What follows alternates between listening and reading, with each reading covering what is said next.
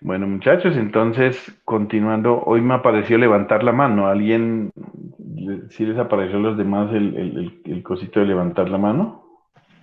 Sí, profe. Bacana, ¿no? Entonces, de ahí también tenemos una herramienta más para poder, a ver, ¿alguien levantó la mano aquí? Haciendo prueba a ver si sirve, profe. Yo, pues la mano, sí, ya la puedo, ay, mire, la levanté yo. Y hasta timbra, ¿no? Bien. Es la mano vibradora, profe. No, mano vibradora. Sí, ha estado mejorando. Bueno, vale. Listo. Entonces, sigamos con nuestro cuento. Ya en la clase pasada empezamos a hacer análisis de lo que se llama polarización de los transistores en DC. El objetivo de la polarización es, como les decía, básicamente es encontrar esto, mire, el lugar y el punto de trabajo donde queremos que el transistor quede. Si ustedes se acuerdan, nosotros ya hicimos el análisis de recta de carga. Me voy a meter por acá una recta de carga. La recta de carga se ve siempre de esa manera, o más con más pendiente o con menos pendiente, pero de esa manera. Por eso es que yo les decía que cuando nosotros vamos a buscar el punto Q, buscamos es hacer esto, ¿no? Es cuál es el lugar más apropiado, cuál es el lugar más apropiado para ubicar el punto de trabajo. ¿Por qué razón? Como nuestra recta de cargas de esta forma, vamos a ver que nuestro punto va a ir a empezar a moverse hacia arriba y hacia abajo sobre la recta de carga. Entonces, mire, este es el mejor punto. Este de aquí ya no podríamos hacer mucho movimiento. ¿Por qué? Porque todo este movimiento nos estamos pasando de potencia y esto puede dañar el transistor. Veamos el punto C. El punto C vendría a ser algo así. Perdóname que es que me tuerzo tanto, pero es que con el mouse es muy difícil hacer una rayita. Este tiene un barrido bueno, pero no tanto como este, ¿sí? Porque mire, yo me puedo llegar aquí a saturación o puedo llegar aquí a corte. ¿Y qué les parece el punto A? Que no lo habíamos analizado. El punto A si no puede hacer es nada. ¿Dónde se va a mover si no hay cómo? El punto A pues no hay nada, porque no hay ni voltaje de colector emisor, ni corriente de colector, no hay nada. Entonces aquí peor, este es el peor de los puntos. Entonces eso es lo que nosotros vamos a buscar, que el punto de trabajo quede en la mejor región, ¿vale? Entonces empezamos a hacer varias cosas. Cosas que hicimos bien interesantes fue empezar a mirar esto que le llamamos polarización fija, que polarización fija significa cuando usted va al emisor directamente conectado a tierra. ¿Sí? Hicimos nuestros cálculos, bueno, también recordemos para los que no estuvieron que estos condensadores se llaman de desacople. ¿Por qué razón? Porque cuando ellos están en DC, la impedancia es igual a infinito. Y al ser infinito significa circuito abierto y entonces nos aísla el circuito de tal manera que simplemente nosotros analizamos el circuito en DC de una forma, eh, de una forma, perdón, de tal manera que esto queda en circuito abierto y nos queda mucho más fácil, ¿no? Aislar la entrada de corriente alterna con la de corriente continua, ¿vale? Entonces empezamos a hacer nuestro análisis de lazo, hicimos inicialmente la forma algebraica, después terminamos haciendo un ejercicio ya matemático y entonces encontramos, por ejemplo, estos valores y y todo el cuento. Entendimos lo que era el nivel de saturación. Siempre el nivel de saturación significa que voltaje colector emisor es igual a 0 voltios y con eso calculamos la corriente de saturación. Perfecto. Hicimos análisis por medio de la recta de carga. Aquí lo que se hace es que la recta de carga es esto. Voltaje colector emisor es igual a V sub CC menos IC por RC. Ahí trazamos la recta de carga dependiendo del valor y de los puntos que encontremos aquí o que nos lo dé la carga, la recta, y usted con eso ya encuentra la corriente de colector, la corriente de base, el voltaje colector emisor, todas las cosas que hemos venido haciendo, ¿no? Esto no tiene mayor problema. Lo importante es saber que, mire, el punto Q se va a mover sobre esa recta de carga. Cuando usted aumenta la corriente de base, aumenta la corriente de colector y adicionalmente si disminuye, pues también disminuye. Entonces vimos alternativas, cómo mover nuestra recta de carga en nuestro diseño, que es lo más importante, ¿sí? Cuando nosotros tenemos, digamos, cuando cambiamos, por ejemplo, mire la resistencia del colector, que es la que le ponemos aquí, para varias resistencias, mire, entre más alta sea la resistencia, entre más grande sea la resistencia, lo que va a hacer es que la recta de carga se va a volver más erecta, va a tener mayor pendiente, ¿sí?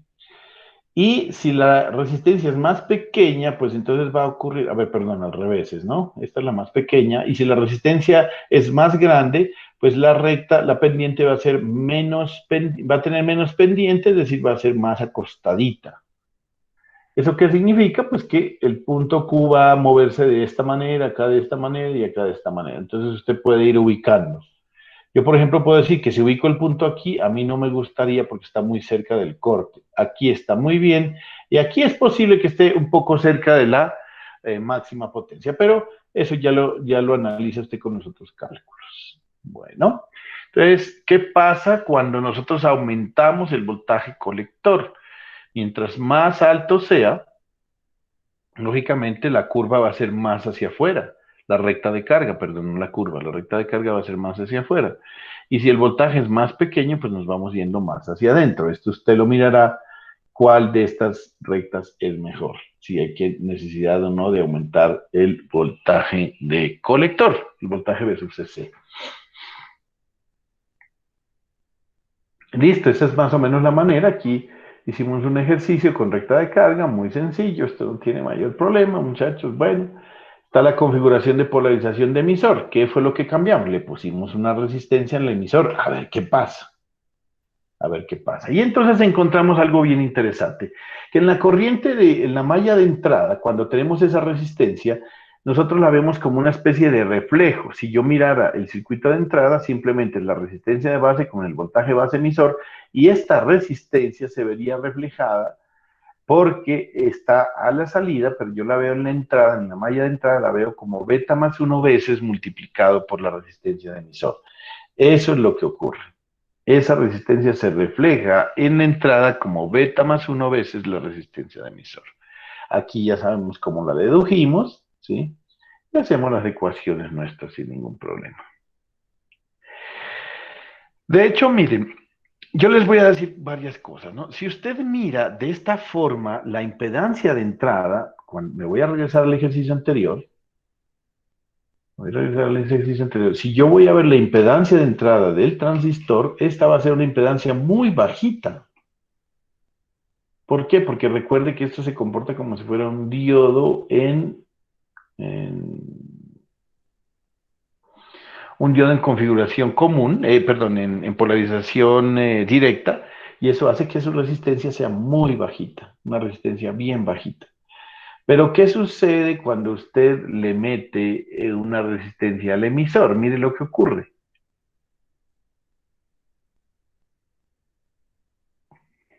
Que la resistencia de entrada ya se volvió más grande y es equivalente a beta más 1 veces la resistencia de R. Es decir, hemos hecho que la impedancia de entrada del transistor se vuelva más grande con esa resistencia. Entonces ya hicimos dos ejercicios numéricos e hicimos la comparación de los dos, donde encontramos varias cosas interesantes. Bueno, ¿qué es que estoy haciendo aquí? Bueno, aquí terminamos el ejercicio haciendo estas consideraciones y bueno, nos damos cuenta que en la malla de salida no se afecta mucho, simplemente que el voltaje colector emisor va a depender de la resistencia de emisor sin ningún problema, o sea, no tiene mayor inconveniente. Esta es una configuración muy típica de los transistores, bien común que se usa, en donde un transistor se polariza el emisor, se dejan dos resistencias, una en la base y otra en el colector, y por supuesto le ponemos le ponemos condensadores de desacople tanto en la entrada como en la salida y también le ponemos este condensador de desacople acá Después entenderemos por qué y para qué. En este ejercicio hicimos varios cálculos donde encontramos la corriente de base, la corriente de colector, el voltaje colector emisor, voltaje colector, voltaje emisor, voltaje de base y voltaje base colector.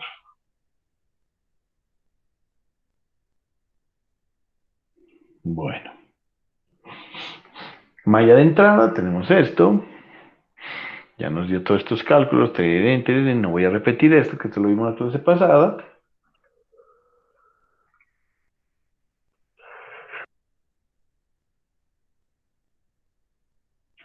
Y empezamos a hablar de lo que se llama la estabilización de la polarización. Y es que, ¿qué es lo que ocurre? Yo les comentaba en la clase pasada que qué pasa si usted, por alguna razón, se le daña el transistor. Pues que usted lo puede reemplazar. El problema fue que cuando usted hizo su diseño, a lo mejor hizo con un beta de 50 y resulta que cuando le va a meter el reemplazo, a pesar de que le diga que es típico 50, el transistor puede llegar hasta 100. Eso es muy normal, ¿sí? Eso es, por eso siempre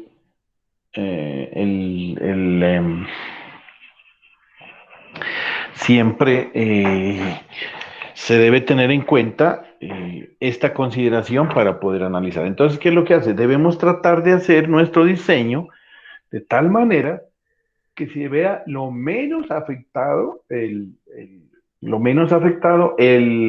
ganancias y bueno, las cosas que nosotros hemos calculado cuando se cambia el beta del transistor. Entonces yo les puse un ejercicio en el que hiciéramos lo siguiente, hiciéramos primero el ejercicio con 50, que ya lo habíamos hecho con un beta, y qué pasa si aumentamos el beta en 100. Entonces encontramos esto, que para el primer ejercicio con beta de 50, la corriente de base no cambia. ¿Por qué? Porque la corriente de base no depende de beta. Pero si miramos, la corriente de colector se duplicó. Se duplicó. Grave. Y segundo, el voltaje colector emisor, mire lo que pasó. Disminuyó bastante. ¿Eso qué significa? Que cuando nosotros diseñamos el transistor con un beta de 50, cuando cambiamos el beta de 100, tenemos un grave problema. Que el corriente de colector se acercó mucho a la corriente de saturación y el voltaje colector emisor también lo hizo. Entonces, no es como muy adecuado. Para el segundo ejercicio repetimos la misma operación y analizamos nuestros resultados. Aquí miren, para el segundo ejercicio, la corriente de base sí depende del beta. ¿Sí? Porque la resistencia de emisor se refleja como si fuera beta más de 1 veces RE. Entonces, ¿cuánto les dio la corriente de colector? La corriente de colector ya no se ve al doble. No es tampoco la gran berraquera, digámoslo así, pues porque aumentamos al doble el beta, pero no se aumenta el doble la corriente como sí sucedió aquí. ¿Sí? Acá sí se aumenta el doble. Aquí no se aumenta el doble porque sería el doble, sería 4,02 y realmente 3,63. No es mucho, pero ahí vamos mejorando. Lo mismo el voltaje colector emisor pasó de casi 14 a casi 9. ¿Sí? Entonces, sí, hay una diferencia, pero no tanto. Y lo bueno es que todavía no estamos tan, eh, digamos, bueno, esto no es, no estamos tan, nos acercamos al voltaje de saturación, pero no mucho, ¿no? Entonces el análisis de recta de carga, pues igual, como lo hemos venido haciendo. Aquí, este es el ejercicio que les dejé, no se olviden de hacerlo. Y vamos a hacer lo siguiente. Vamos a hacer lo siguiente. El que les digo, a continuar con nuestra temática. Espérenme un segundito, dejo de cuadro aquí la presentación. Ya llegó Juan Felipe.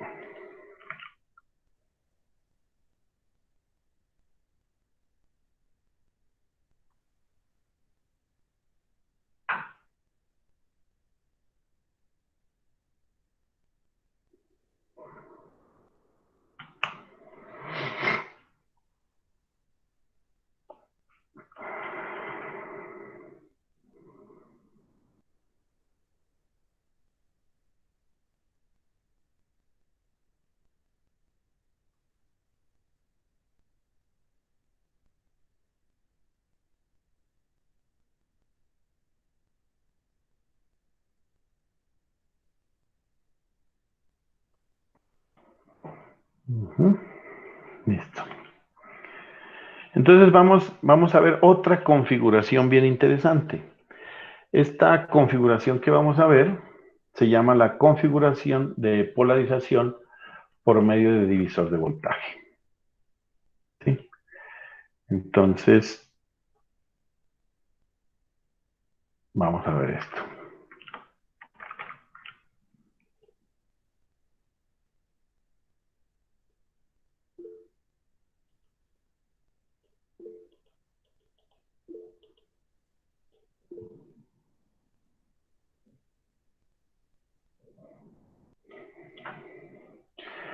Listo.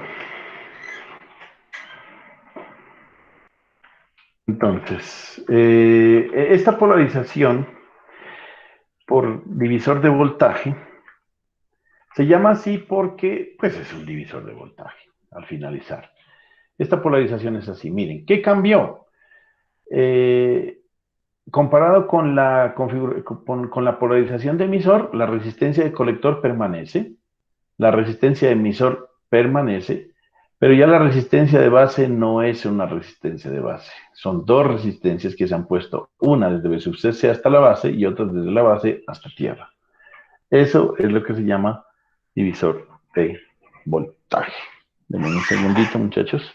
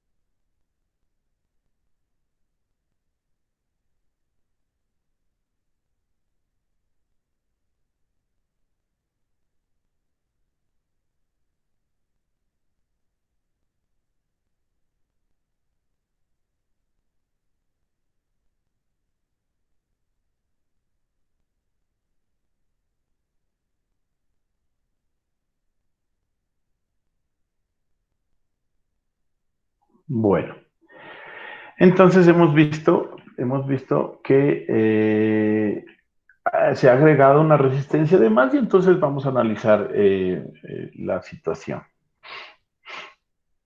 Mm,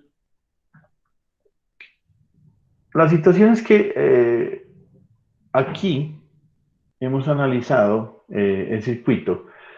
Si ya lo vamos a hacer en DC, recuerde que esto queda en circuito abierto y esto queda en circuito abierto, por lo tanto nuestro circuito quedaría así. ¿Cómo haríamos para resolver? ¿Podemos hacer fácilmente la malla de entrada?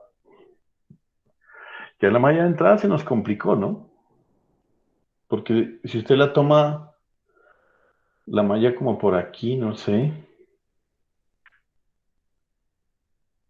¿para dónde se va, hermano? No, a ver. Debería coger la de aquí de tierra, váyase por la resistencia de aquí, por acá, y luego por dónde se baja, por ahí mismo, viene por aquí, por acá, así, no se puede. Eso no es una malla, eso no sería una malla.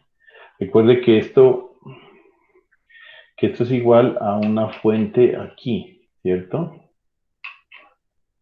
Entonces, ¿cómo haría la malla? Si hace una malla aquí, pues no estamos haciendo gran cosa. Si hace una malla aquí, pues no estaríamos haciendo, tocaría hacer dos mallas, ¿no?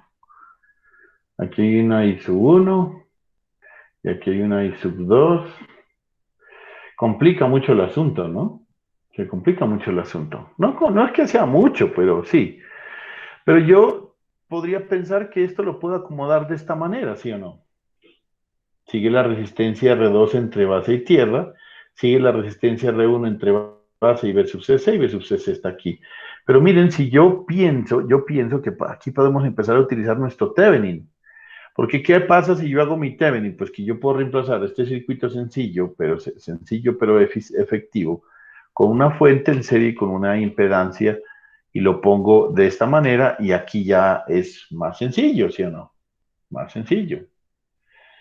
Entonces sería encontrar el Thevenin equivalente de este circuito. ¿Cómo sería el Thevenin equivalente de este circuito? ¿Alguien se acuerda de lo que es el Thevenin? Sí, ¿no? El Thevenin dice que yo puedo reemplazar un circuito con dos terminales por una fuente en serie con una resistencia. En este caso es resistencia, ¿por qué? Porque no hay impedancias reactivas y además estamos en DC. Como estamos en DC, pues este es un Thevenin de primero, no es de segundo, es de primero. De primero me refiero a circuitos 1, ¿no? Entonces, ¿qué hay que hacer, señores? Pues sencillamente apaga la fuente, ¿sí? Y mira la resistencia vista desde estos dos terminales. Si apago la fuente, ¿cómo quedan las resistencias R1 y R2? ¿En serie o en paralelo?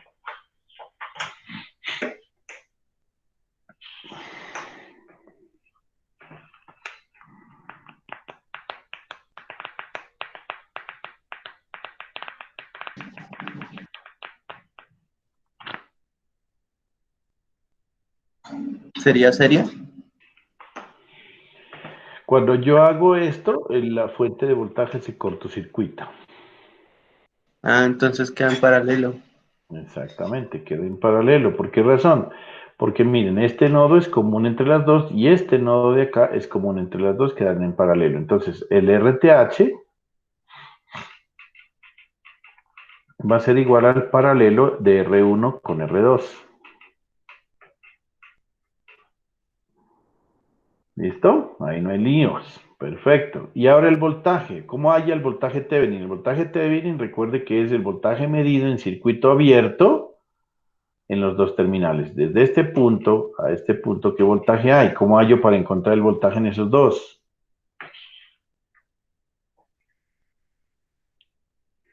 Si yo quiero hallar el voltaje en este punto con respecto a este punto, pues miren que es el mismo voltaje que hay en esta resistencia, ¿sí o no? Sí. Y si yo quiero hallar el voltaje en esta resistencia, en este circuito, ¿cómo está? ¿Y cómo haría el voltaje? ¿Cómo Debe haría ser para encontrar? ¿Cómo? el R2 sobre la suma de... Ah, sí. Usted está haciendo divisor de voltaje, es decir, multiplicar B sub CC por R2 sobre la suma de las dos. Eso es un divisor de voltaje y obtenemos el voltaje en R2. ¿Listo? Por eso se llama polarización por medio de divisor de voltaje. ¿Por qué? Porque estamos haciendo un divisor de voltaje. Ya no le va a llegar B sub CC a la base, sino que le va a llegar un voltaje diferente. Entonces así lo hacemos. El Thevenin simplemente es esto. Encontramos el VTH, es divisor de voltaje, y nos quedaría ya reemplazando la fuente de esta manera. ¿Listo? Y ahí se simplifica el circuito, porque si yo le digo malla de entrada, solo hay una, mire. No hay más. Acá habían dos. Aquí hay una. Y esta sí es la corriente. Y lo bueno es que como todos los elementos quedan en serie, la corriente sí es la corriente de base. Mientras que acá no. Acá no, ¿por qué? Porque la corriente de base solamente pasaría por aquí, es la corriente de base, y no es la misma de las que estábamos calculando. Entonces, eso se complicaría muchísimo, la verdad, muchachos. Muchísimo. Entonces es más fácil hacerlo primero el Thevenin, ya hace el Thevenin, después de que encuentra el Thevenin, encuentra el voltaje, encuentra la resistencia, y ahora ya lo reemplaza, y cuando ya lo reemplaza, ya podemos hacer nuestra malla de entrada. ¿La malla de entrada cuál sería? Menos ETH más RTH por corriente de base, más voltaje base emisor, más resistencia emisor por corriente emisor. Y cierra la malla y se acabó. ¿Sí o no? Sencillo, sencillo. Elegante, rico y sencillo. Entonces vamos a hacer este ejercicio. Espérenme, yo lo hago para que ustedes también lo miren, lo analicen. Vamos a hacer este siguiente ejercicio.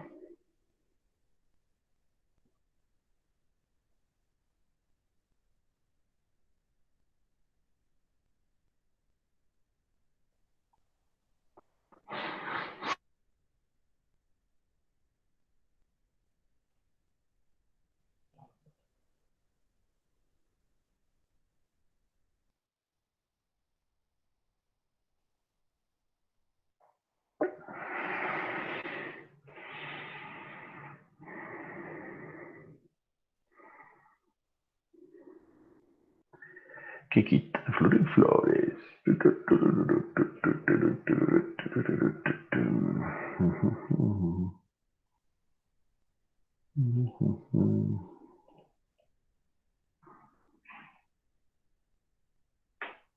Elegante, rico y sencillo.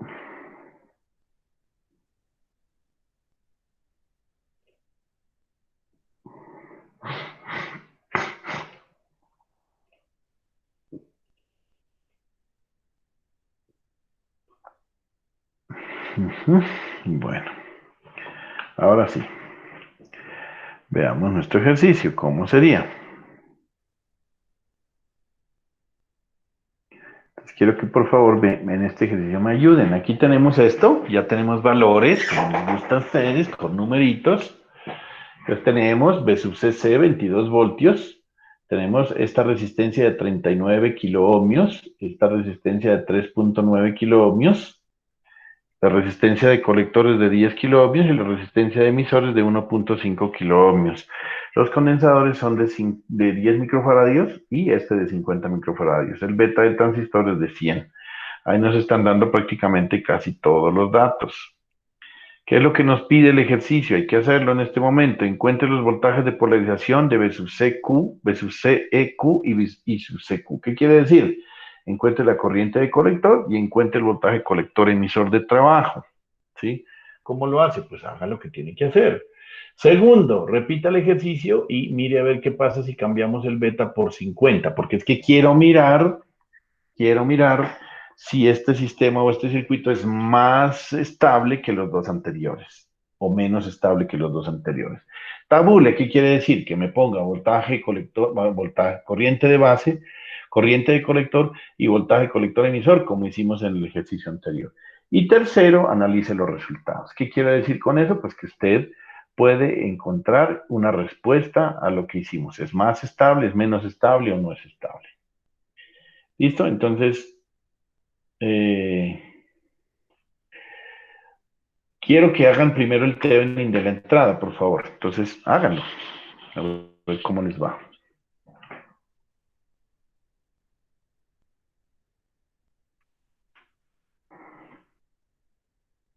Les doy ahí unos minuticos para que analicen y lo piensen y hagan al menos el Thevenin de entrada. ¿Cuánto da el BTH y cuánto da el RTH?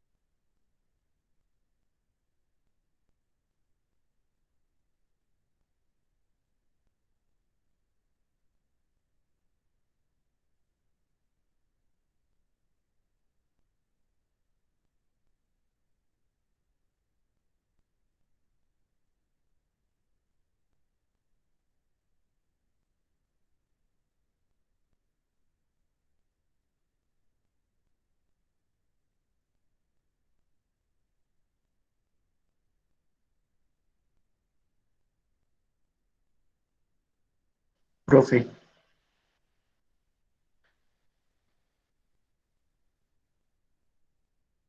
Ok. Dígame, David, dígame. Eh, yo tengo una duda, ¿no? Voy a hacer el Thevenin, pero en la anterior, pues las dos resistencias de arriba estaban separadas por un voltaje individual, ¿no? Independiente. Pero aquí el voltaje es o sea, entre las dos resistencias, o sea, que se hace una serie en esas dos resistencias. No, no, no, no. A ver, espérate un segundo aquí que me entró una llamada y no alcancé a contestar, hermano. Ah, bueno, no, no era nada importante. No, no, no, no. Eh, es decir, aquí lo que hay que hacer es que si estas dos están juntas, usted las puede separar. Es que esto es prácticamente, esto es un solo nodo conectado de aquí a tierra y 22 voltios, es decir, de aquí a tierra y 22 voltios, de aquí a tierra y 22 voltios. Entonces yo puedo separarlas sin ningún problema. Entonces yo puedo dejar solamente a la entrada 22 voltios y a la salida 22 voltios, ¿sí me entienden? No tiene nada que ver una con la otra. Esa es la duda, está claro ahí, David. Ah, ya, listo. Vale. Ujú, listo.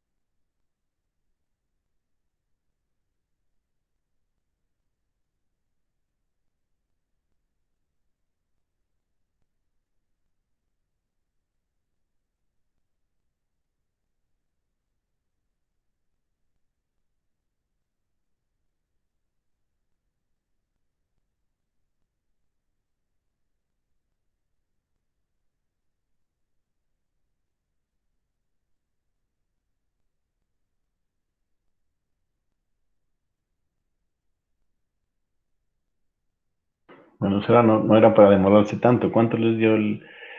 Ah, ya les puse ahí, el RTH, ya les di, Pues aunque a sí. mí me daba 3.545, ¿no? Sí, ahí les puse ya el Ah, valor. Y el BTH, 2 voltios.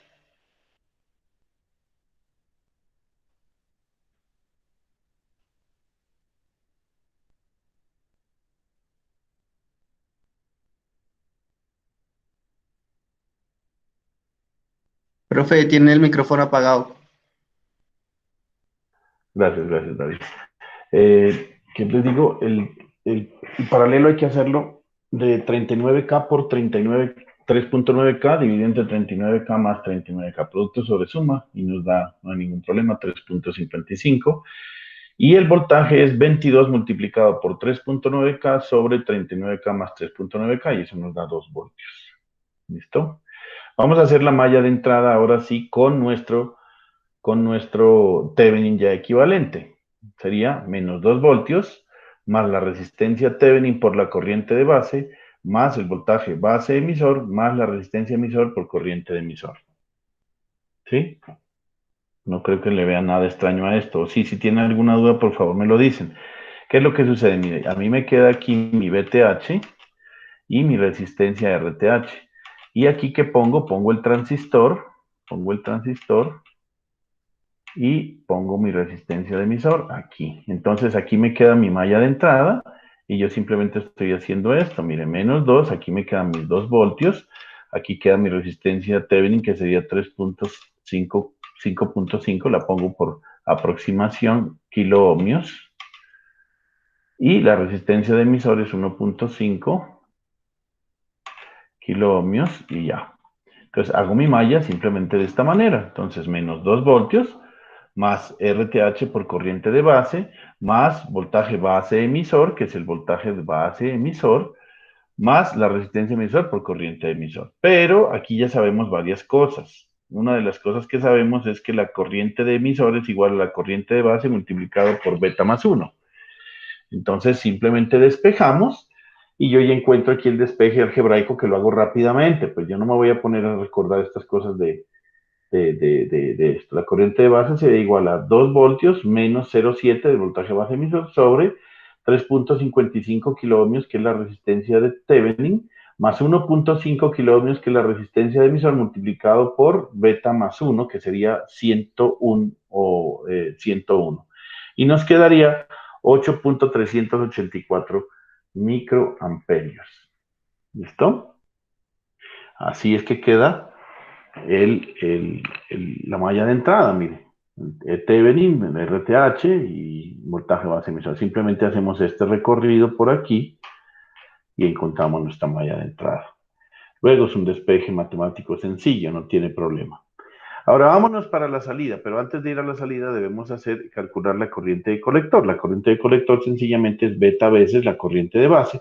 Como tenemos que la corriente de base es 8.384 microamperios, multiplicamos por 100 y nos da 0,838 miliamperios. ¿Sí está bien? Sí está bien. Ahora hagamos la malla de salida. La malla de salida, ¿cómo quedaría? Esta sí no tiene problema, no tenemos que hacerle nada. Menos 20 más 10 kiloohmios por corriente de colector más voltaje colector emisor más 1.5 kiloohmios y cerré la malla. Mire, la malla de salida sí no tiene problema, no hay que hacerle Thevenin, no hay que hacerle nada porque sigue siendo lo mismo. Entonces, menos 22 más 10K por corriente de colector más voltaje colector emisor más 1.5K por corriente de colector. ¿Por qué pongo de una vez corriente de colector? Porque estoy haciendo la aproximación que la corriente de emisor es aproximadamente igual a la corriente de colector. Aquí despejo, es un despejo muy simple, donde tenemos que el voltaje colector emisor va a ser igual a 22 voltios menos... ¿Cuál? ¿Dónde está? Espérenme un segundito, por favor.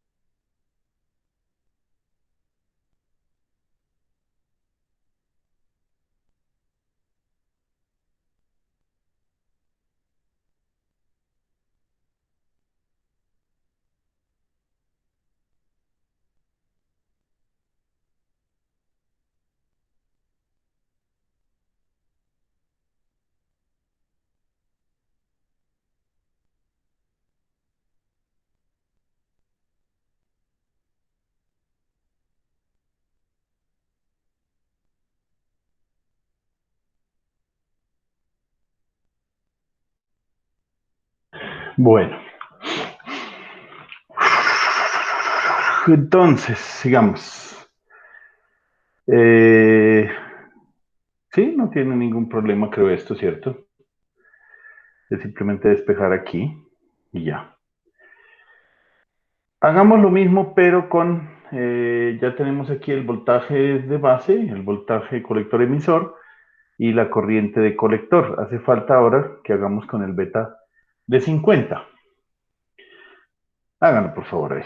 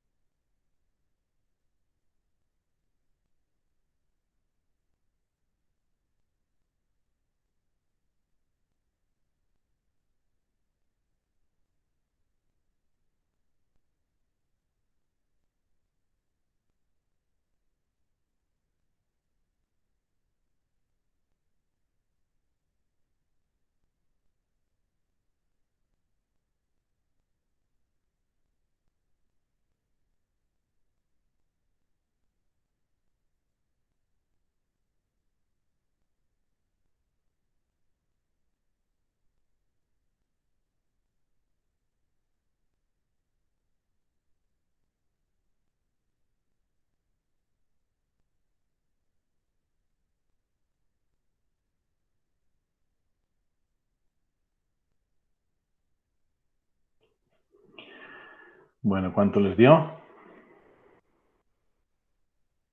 Ahora me va a decir, ¿la resistencia T en el voltaje T cambia? Pues no, muchachos, eso no cambia porque no depende del beta. El beta está en el transistor. Por lo tanto, hay que cambiar es en la parte de aquí. Aquí ya no es 101, sino 51. ¿Cuánto les da esto?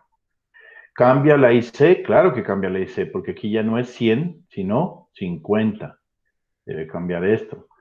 ¿Y cambia el voltaje colector emisor? Claro que cambia el voltaje colector emisor. ¿Por qué? Porque cambió IC. ¿Listo? Como ustedes están tan ágiles el día de hoy, pues la situación es que aquí está la respuesta. Cambió de 8.384 microamperios, pasó a 16.24. La corriente de colector pasó de ser 838 miliamperios a ser 0,812 miliamperios. El voltaje colector emisor pasó de ser 12.363 a ser 12.662 y hacemos la tabla comparativa. ¿Qué opinan de lo que acabamos de encontrar?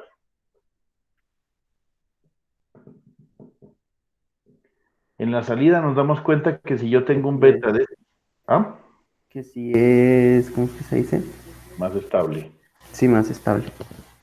Imagínense, yo duplico el beta y la corriente de colector es prácticamente la misma, muchachos. De 0,84 a 0,81. Eso es lo que estábamos buscando, señores.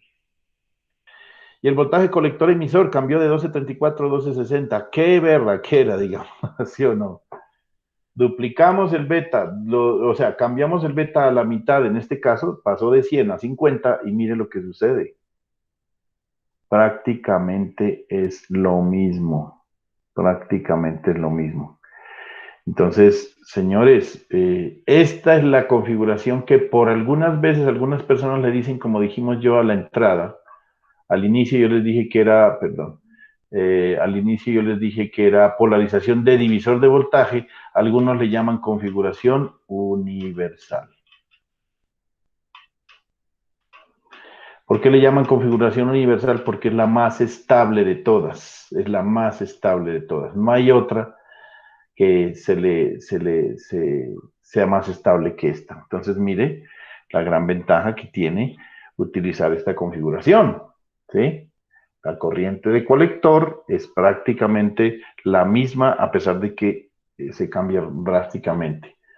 Veamos este otro ejercicio y hacemos la misma operación, ¿vale? Entonces, primero yo voy a editar esto, espérenme un segundo.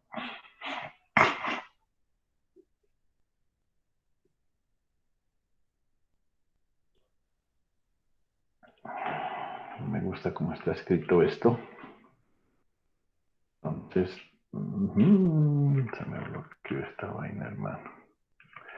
Y el público ha disminuido drásticamente, ¿no? Se me fue María, se me fue Felipe. Va a salir, hermano.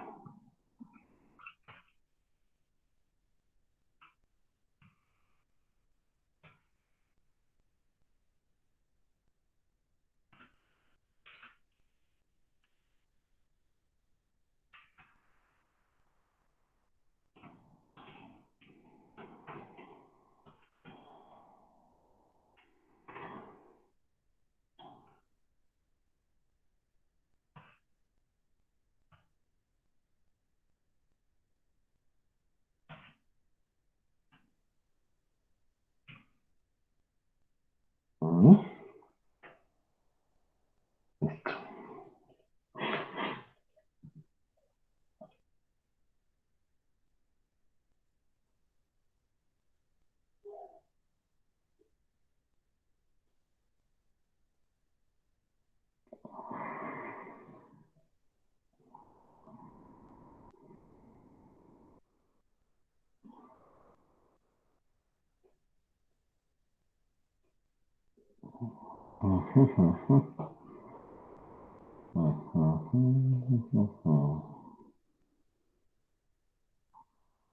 Bueno, entonces vamos a hacer otro ejercicio de estos para que ustedes lo analicen.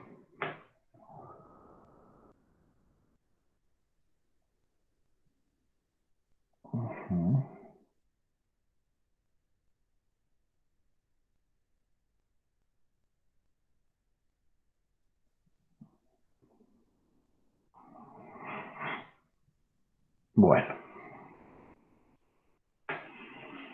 vamos a por ello.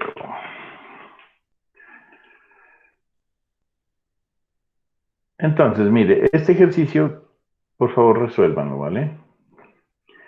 Háganlo porque si no, ¿cómo hacemos, hermano?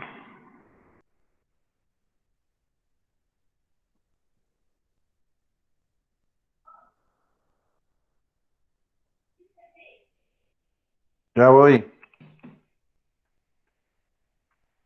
Entonces, por favor, háganlo, ¿vale?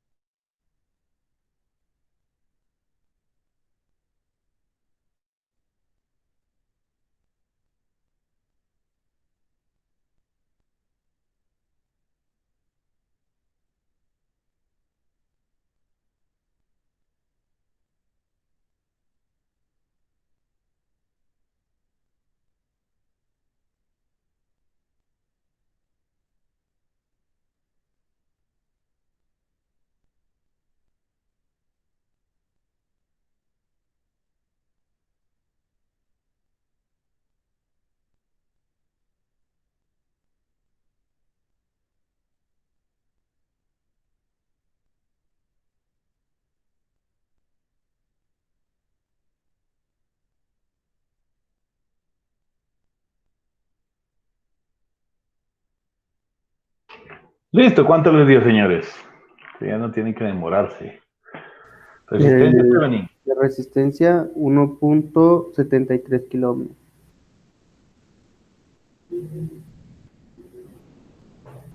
17.35, señor. Ah, ¿Dónde se equivoca? pero de pronto no me comí una coma. Un Listo. cero. Eh, Voltaje. el voltaje sería 38, no, 3.81. 3.81. 3.81. Perfecto.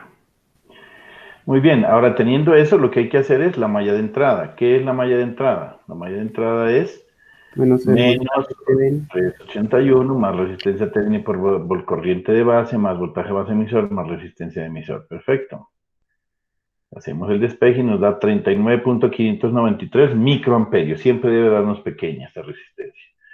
Para encontrar la corriente de colector, simplemente multiplicamos por beta, que es 50, y le hacemos tin, tin, 1.98 miliamperios.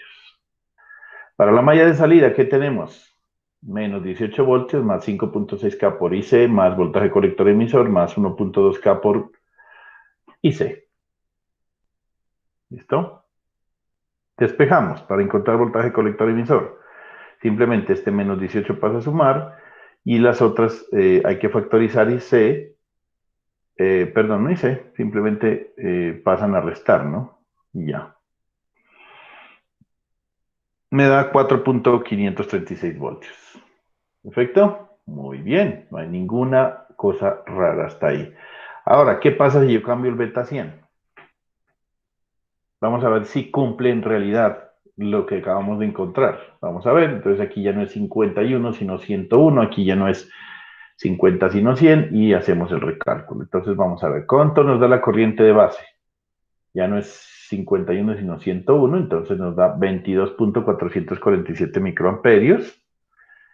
La corriente de colector nos va a dar 2.245 miliamperios y el voltaje colector emisor nos da 2.736 voltios. ¿Qué pasó ahí?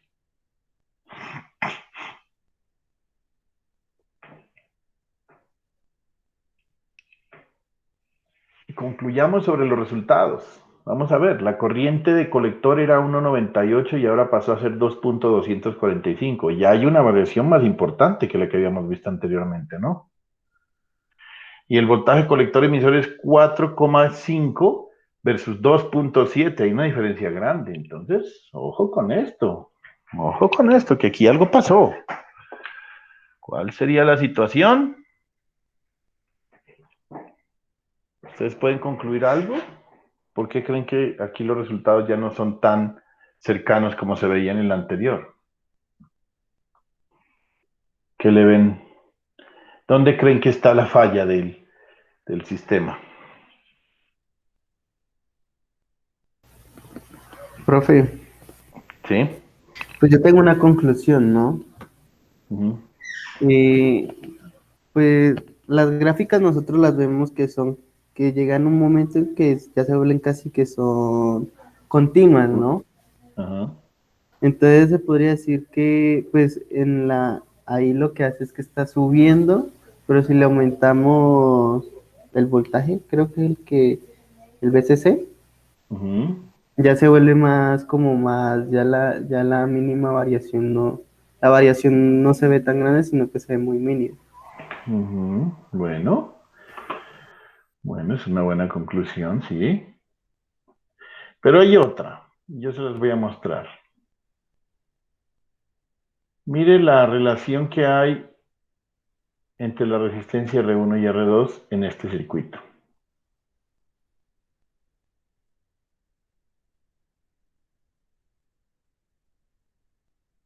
Yo podría decir que R1 es 10 veces más grande que R2, ¿sí o no?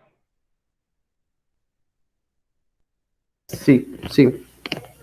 Y en este otro ejercicio, ¿cómo la vemos? Ya no es 10 veces más grande, ¿sí o no?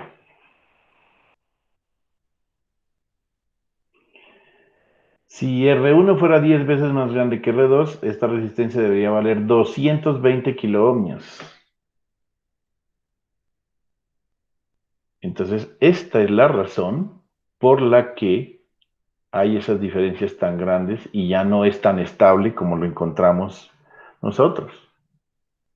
¿Sí? Ya no es tan estable como lo encontramos nosotros. Entonces, si la configuración universal es la más apropiada para la estabilidad, pero debe cumplirse que la resistencia R1 debe ser 10 veces la resistencia R2 con el objetivo de ser un circuito estable. En este caso, como no se cumple, pues sencillamente no es tan estable como cuando esa resistencia se cumple. Vamos a ver la corriente de saturación.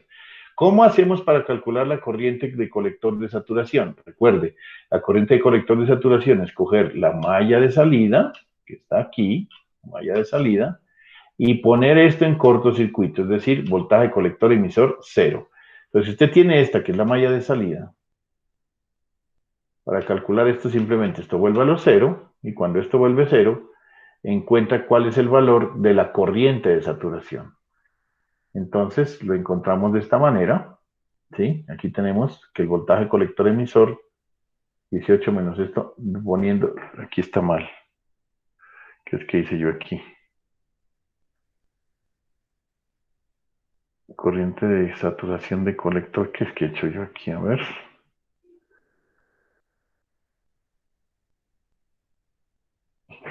Ah, no, pues aquí lo único que copié es esto, aquí no hay.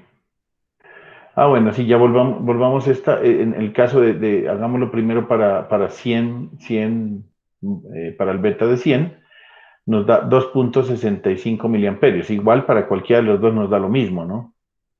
Si usted mira acá, despejamos, como este valor se volvió cero, entonces simplemente lo que nos queda es 18 sobre, la corriente de saturación es 2.65 miliamperios. 2.65 miliamperios es la corriente de saturación. Mire la corriente de colector aquí, 1.98, está muy cerca de la corriente de saturación. Y la segunda, 2.245, está más cerca todavía. Entonces, yo les invitaría a que ustedes replanteen el ejercicio y pongan o esta resistencia, pongan 220 o esta resistencia, póngale 8.2 kiloohmios. 8.2 kiloohmios. Con 8.2 kiloohmios o esta en 220, cualquiera de las dos opciones, recalcule y miraríamos a ver qué podemos concluir con esto. ¿Listo? Entonces haga el ejercicio y mirará que el circuito se vuelve más estable por esta razón. Bueno, ¿alguna pregunta hasta ahí? No, yo no. Bueno, gracias.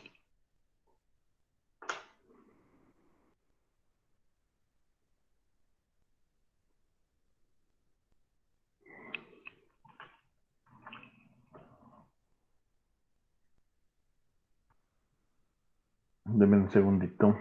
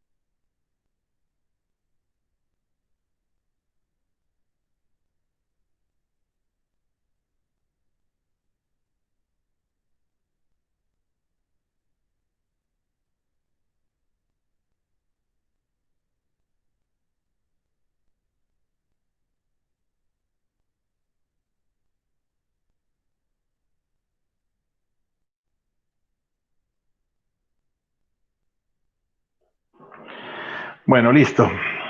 Entonces, vamos a continuar con esta otra que es la polarización por realimentación de colector. Con eso terminamos el día de hoy. ¿Y en qué cambia?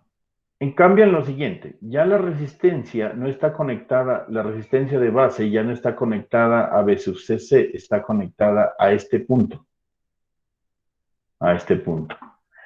Entonces, la malla de entrada se nos complica un poco, mire, ¿sí? B sub CC va aquí arriba y la malla de entrada estaría vinculada a la resistencia de colector, estaría vinculada a la resistencia de base, obviamente, el voltaje base emisor y la resistencia de emisor. Qué interesante esta, ¿no? Qué interesante. Pero aquí hay varias cosas a tener en cuenta, muchachos. Y es la primera. Esta corriente ya no sería necesariamente la corriente de colector, ¿no? ¿Por qué? Porque la corriente de colector iría solo por aquí, miren. Esta es la verdadera corriente de colector.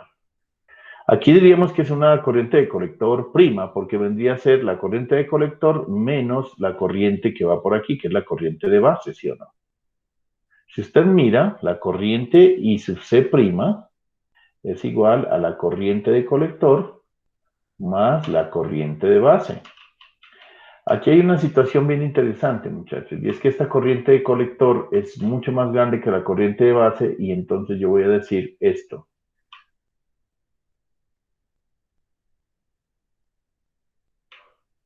¿Perfecto? Es decir, la corriente de colector es prácticamente I sub C' es igual a I sub C aproximadamente. ¿Por qué? Porque la corriente de base es muy pequeña. Entonces vamos a dejarlo así para facilitar las cosas. Entonces vamos a hacer la ecuación menos B sub CC más resistencia de colector por I sub C' más resistencia de base por corriente de base más voltaje base emisor más resistencia de emisor. Creo que ahí no hay lío, ¿no? Pero la ecuación en el nodo nuevo, en este nodo que se ha formado, donde estoy conectando esto, encuentro esto y podemos hacer esta aproximación. Como todo en electrónica básica es aproximado, esta aproximación sirve. Y entonces así podríamos encontrar nuestra corriente de base muy fácilmente, donde tenemos B sub CC más RC por IC más RB por IB más voltaje base emisor más RB por IC. Entonces simplemente reemplazamos esto y obtenemos esta ecuación de la corriente de base. Normal. ¿Listo? La corriente, la malla de salida, para encontrar la corriente colector y el voltaje colector emisor, pues sencillamente la malla de salida y tenemos menos B sub CC más RC por I sub C' más voltaje colector emisor más RE por IE. Pero debemos tener en cuenta algo muy importante aquí, ¿y qué es que eh, ese I sub C' es prácticamente I sub C, I sub E también es I sub C. Entonces despejamos y encontramos nuestra respuesta. Voltaje colector emisor sencillamente es igual a B sub CC menos IC por R más C. O sea, esta ecuación sigue siendo la misma, no cambia. La que cambió fue la entrada. Entonces vamos a hacer un último ejercicio con numeritos, con estos valores, y vamos a cambiar el beta a ver qué pasa. A ver si es más estable, menos estable o qué pasa. ¿Listo? Entonces hacemos nuestro reemplazo. Aquí tenemos la resistencia de colectores de 4.7, la resistencia de bases de 250 kilómetros, la resistencia de emisor de 1.2 kilos.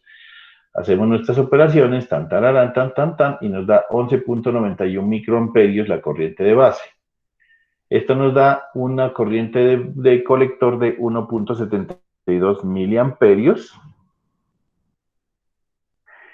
Y con una malla de salida de esta forma simplemente tenemos un voltaje colector emisor de 3,667 miliamperios.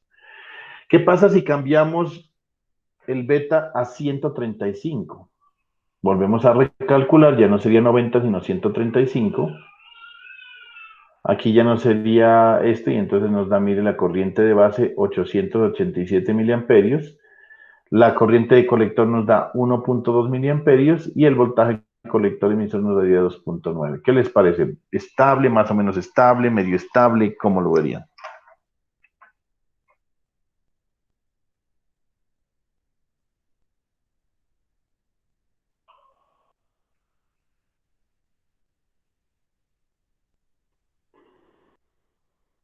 Puchica, ya no me está poniendo atención nadie aquí, hermano. ¿Hay alguien con vida aquí, señor Anderson?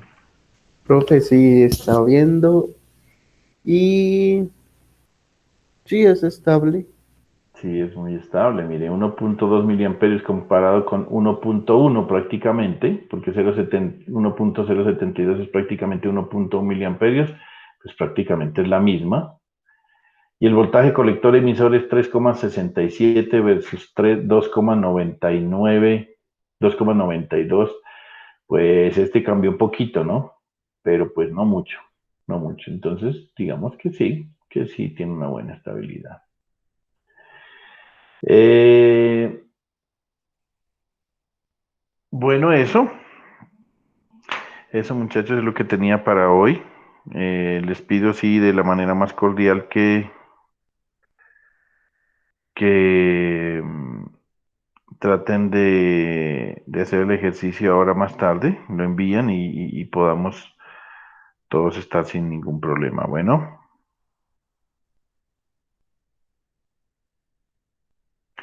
entonces les Listo, agradezco mucho por su participación. Gracias Juan David por estar el único que se comunica conmigo. Ya se multiplicó la gente. ¿Quién apareció de nuevo? Giancarlos, que se había ido. Bueno, listo. Entonces, los dejo, muchachos, por el día de hoy. No siendo más, muchas gracias por su presencia. No les he subido los videos de esto, de los que les dije que les iba a mostrar para que lo vieran cómo es que funciona un transistor y cómo es que es la cosa. Hoy los voy a poner y voy a poner también las dos clases de hoy, de ayer, la del martes y la de, ¿qué día? Pues para poder eh, tener claramente nuestro concepto. Bueno, listo muchachos, entonces nos vemos el próximo martes. Muchas gracias.